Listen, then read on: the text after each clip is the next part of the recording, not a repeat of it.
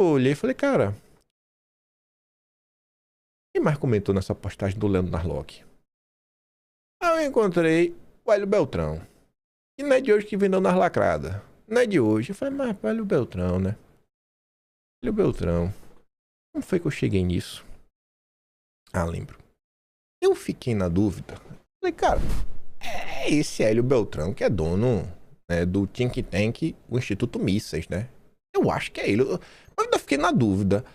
Aí eu fui pesquisar no Google.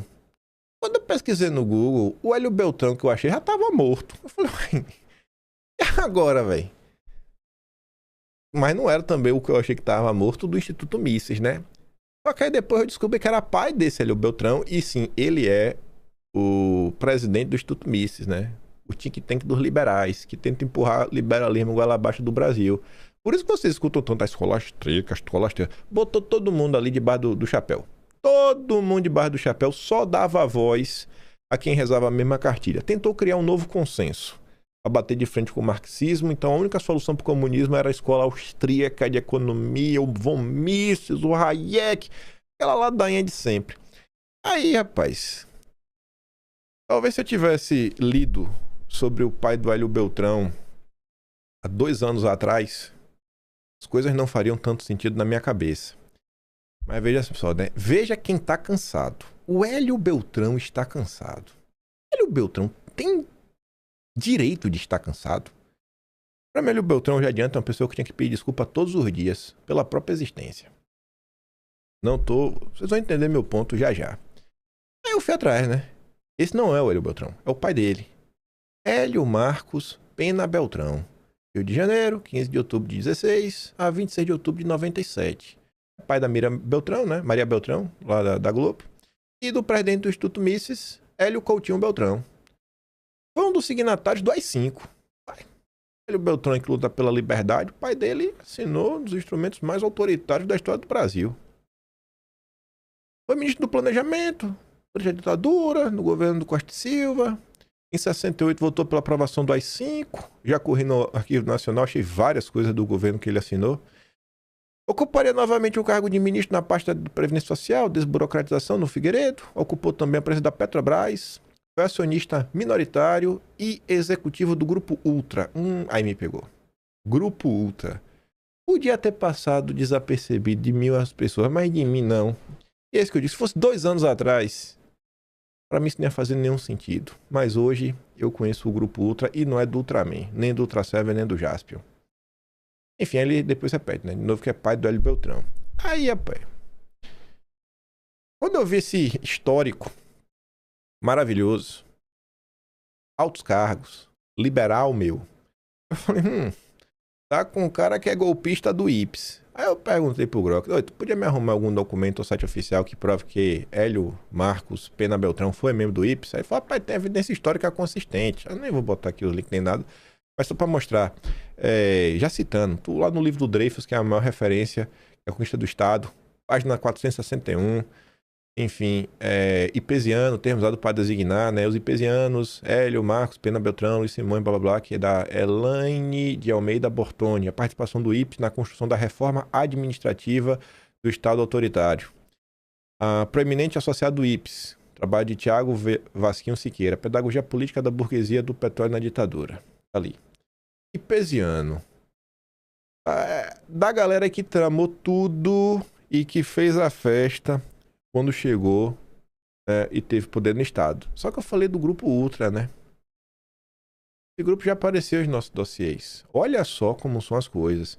O Beltrão não é aquele cara que veio do nada. Não veio do nada.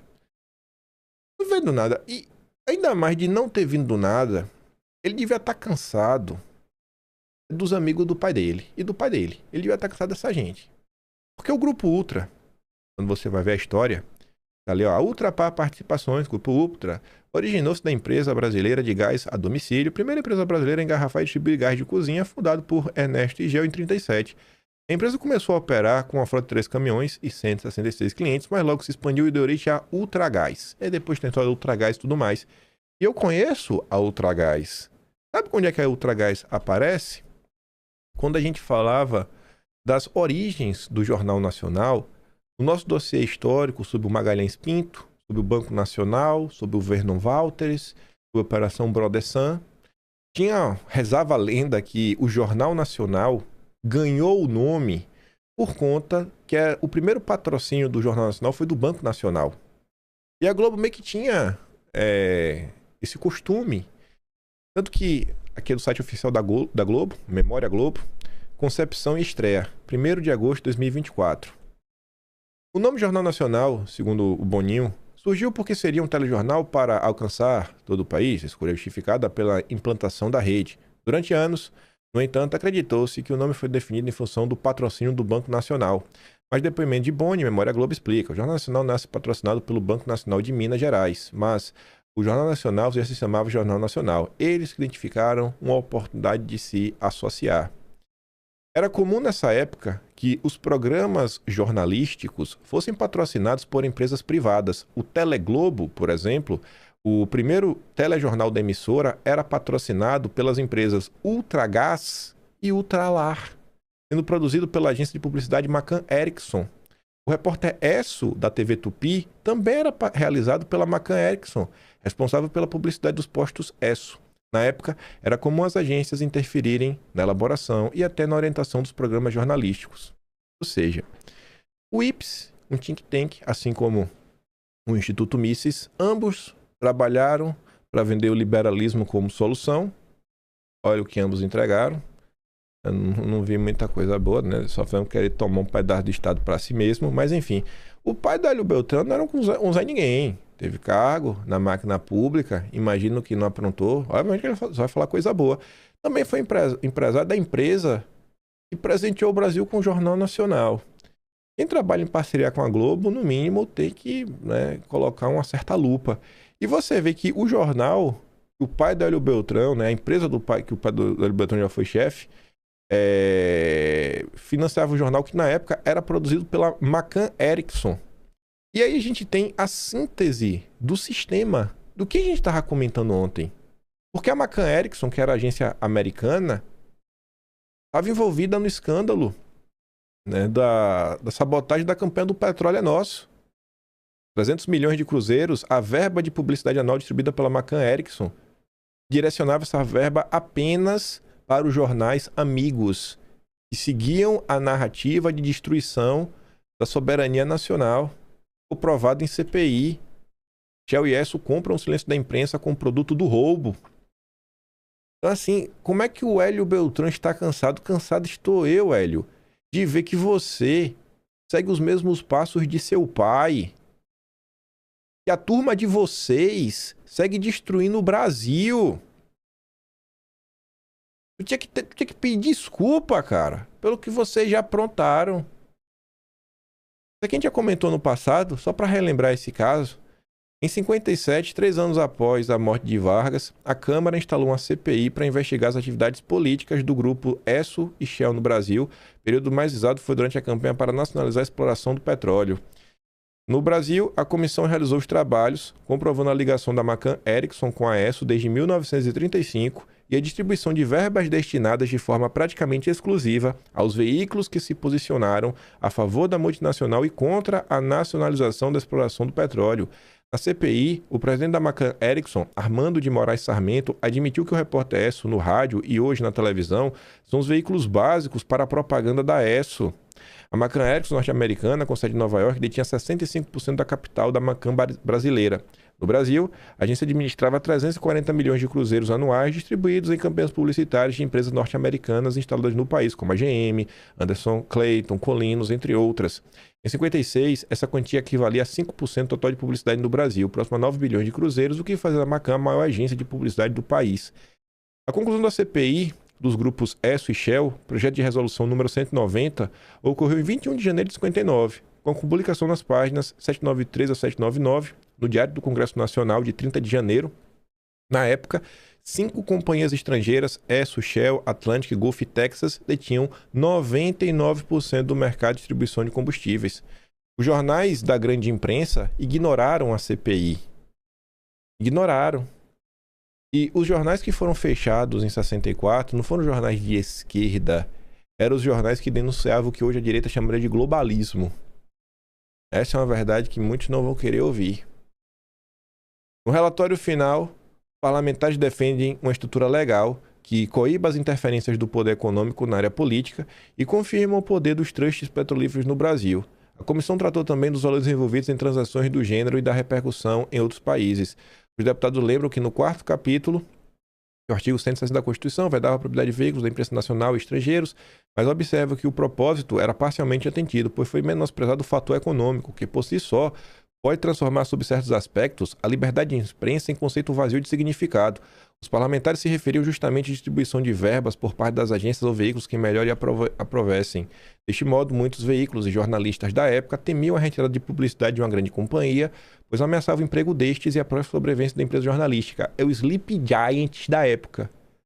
O Sleep Giant não é isso? Não é tirar a publicidade para sufocar e acabar com os veículos de imprensa?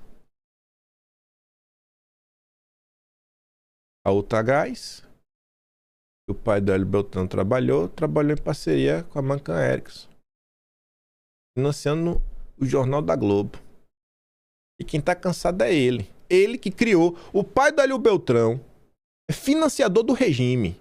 E ele tá cansado. Ele tá cansado, pô. Ele tá cansado.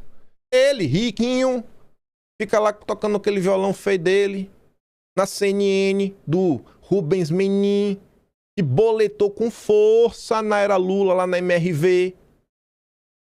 Mas ele tá cansado. Ah, que ele tá cansado.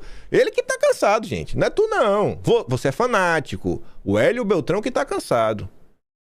Os jornais que recebiam da ESSO via agência estavam contra a política nacionalista de exploração do petróleo. Tava lá Globo, Correio da Manhã, né, Estado de São Paulo, Folha Manhã e Folha da Tarde, que é a Folha de São Paulo. Aí tá ali o Jornal do Congresso na época que a gente apresentou, tá ali as páginas, vários comentários, tem ali uma tabelinha, né, o antes 56, o antes 57, quem seguia a cartilha ganhava um dinheirinho a mais. Aí na época a gente também nos dossiês comenta sobre esse trabalho do Santomauro, Fernando Santomauro, que aqui é um arquivo, você pode ver, no arquivo oficial, todo em inglês, arquivo lá da USIA, que é United States Intelligence Agency, Agência de Inteligência Americana. Indicava os jornais e revistas mais importantes do Brasil e com quem a agência poderia contar. O pai do Hélio Beltrão ajudou a financiar isso daqui. Mas ele que tá cansado. E ele que quer dar lição de moral. Departamento de Pesquisa da USIA, mapeamento da opinião pública, esse foi o caso do departamento, assim, responsável por alimentar a urgência de informação atualizada dos principais temas de interesse relacionados à opinião pública, nacional da mídia e de atividades dos postos locais. Para a realização das pesquisas, eram contratados institutos de pesquisas locais. No Brasil, para o ano de 55, foram contratadas a representação brasileira da McCann Erickson. Ou seja, a McCann Erickson, além de trabalhar a nível nacional para destruir o Brasil, destruir a soberania nacional, ainda trabalhava com o Deep State americano, um órgão do governo americano. Não era uma agência qualquer. É tipo o Atlantic Council, que fez aquele relatório para perseguir bolsonarista. Para o estudo, desenvolvimento e exploração do petróleo só poderia ser feito pela exploração de empresas privadas americanas, que eram impedidas por um discurso nacionalista com fundo comunista, como era explorado por reportagens da época em jornais brasileiros como Estadão, Diário de Notícias, que é do Axis Chateaubriand. No relatório da USIA eram usados como referência de notícias publicadas no Globo, o Jornal do Brasil, Diário Carioca. Aí tá ali, né? Bateu um cansaço. Ave Maria. Cansado, viu? Liberais, velho. Liberal é uma desgraça. Esses caras destruíram o Brasil. O Brasil seria, até hoje, um império. Talvez não sei, um país parlamentarista, sabe? Lá, como talvez um dos moldes da Inglaterra, não sei. Agora essa turma aí deu um golpe no império, instrumentalizou os milicos também ficaram cheios de si, ganharam os poderes, deu toda aquela confusão. Né? É a turma que lá atrás reclamava que não podia acabar com a escravidão, porque os produtos iam ficar caros, que não pode ser de qualquer jeito, que atualmente é conta 6 por 1, que cobra aí o ajuste fiscal em cima do BPC, em cima do salário mínimo, né? Desindexar o salário mínimo, matar pobre, basicamente de fome. Aí tá cansado, tá cansado. Tá cansado. Aí tu vê, é DNA golpista. DNA golpista. É a raiz dessa gente. Me perdoa. E tá cansado. Trabalhando pro Rubens Menin. Tá cansado. Ele que tá cansado. Ele que tá cansado, viu? Não é o bolsonarista radical fanático, não. É de doer, bicho. Está aí.